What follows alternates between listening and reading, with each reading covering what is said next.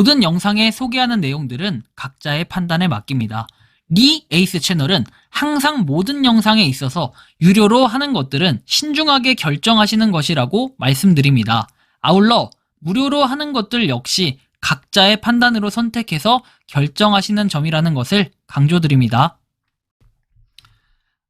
안녕하세요, 리 에이스입니다. 자, 여러분들 이번 시간은 돈 갚아주세요 인스타그램에 올라오는 온라인 망신 주기 정체에 대해서 한번 살펴볼 겁니다. 30만원을 제가 빌렸습니다.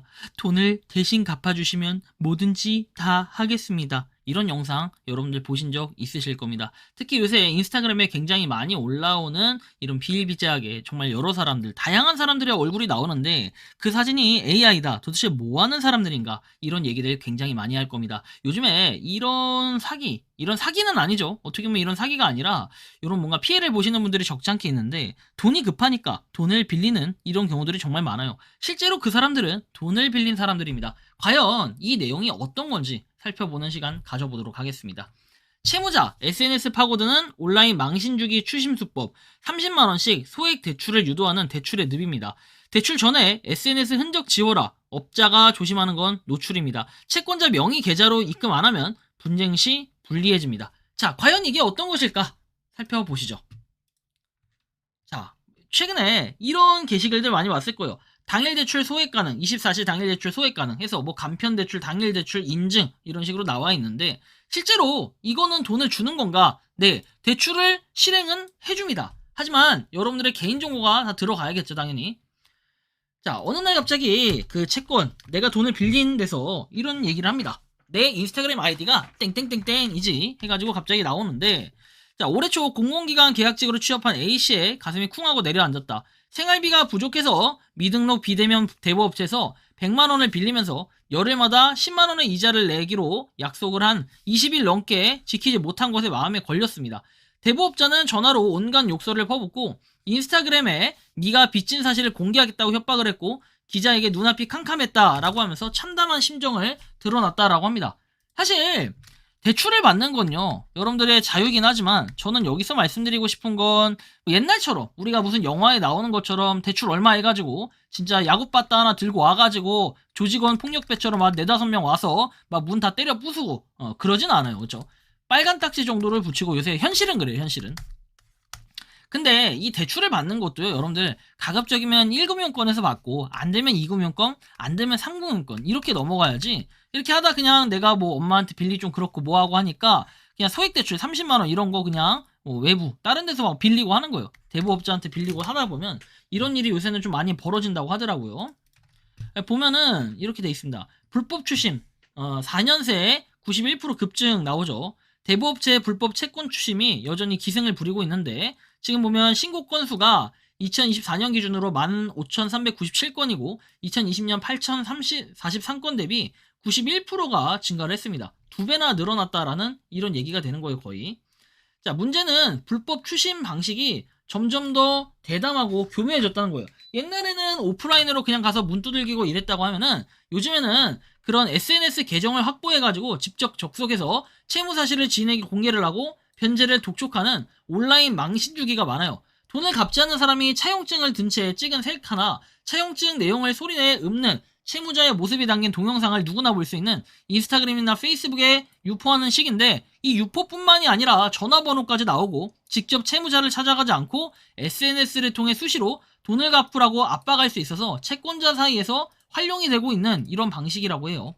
실제로 인스타그램이나 페이스북 등에서 SNS에서 채무자로 보이는 젊은이들이 카메라를 향해 2025년 5월 8일 나 땡땡땡은 30만원을 빌렸습니다. 지금 갚을 여력이 없으니 대신 갚아주시면 꼭 갚겠습니다 라고 말하는 동영상이 다수 올라와 있습니다. 자, 이들 영상에는 채무자의 이름, 생년, 거주지역, 개인정보 등이 담겨 있고 돈을 빌릴 때 처음부터 얼굴 사진, 동영상, 휴대전화번호, SNS 계정까지 내놓으라고 협박을 합니다. 사진을 보내지 않으면 돈을 빌려주지 않으니 다급한 처지에서 울며 겨자 먹기로 줄 수밖에 없는 이런 상황에서 돈을 빌리게 되는 것이죠. 그럼에도 접촉한 복수의 대부업체 업자들은 누군지도 모르고 얼굴 한번 본 적 없는 사람에게 돈을 빌려준다면서 사진을 받는 건 부당하게 아니다, 잠수만 타지 않으면 사진을 퍼뜨리지 않는다고 말을 했습니다. 그리고 일부 업자들은 대화를 중단하거나 돈을 갚을 생각이 없으니 사진 유출 걱정을 하는 게 아니냐라고 해서 나무라기도 했고, 이런 식으로 260명이 모인 카카오톡 오픈 채팅방 불법 사채, 불법 추심, 사건 해결 소통방에서 인스타그램 불법 추심 게시물을 신고하면 어떻게 해야 되나요? 불법 추심 게시물을 올리는 계정도 신고 대상 아닌가요? 라는 글들이 올라오고 있습니다.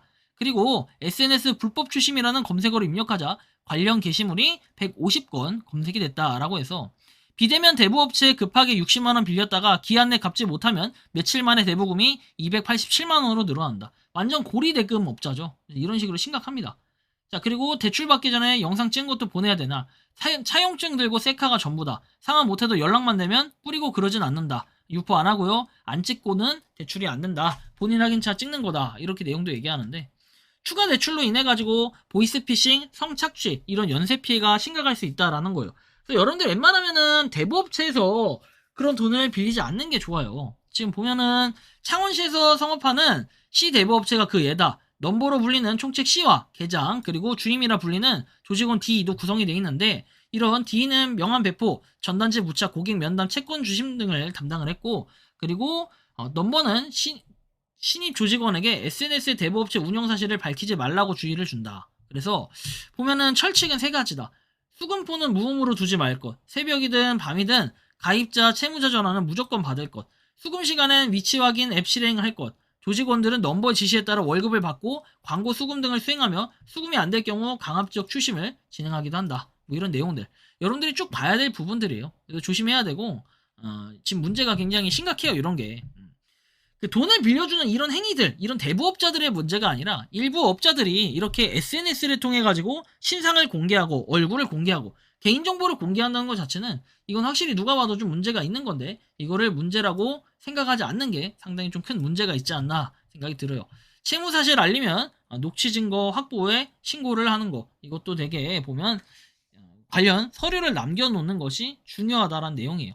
여러분들이 그냥 무조건 돈만 준다고 좋아할 게 아니라 차용증을 쓰든 뭘 하든 개인적으로 돈을 빌려주더라도 그냥 딱딱하더라도 차용증 같은 건 꼭 써놓는 게 좋아요.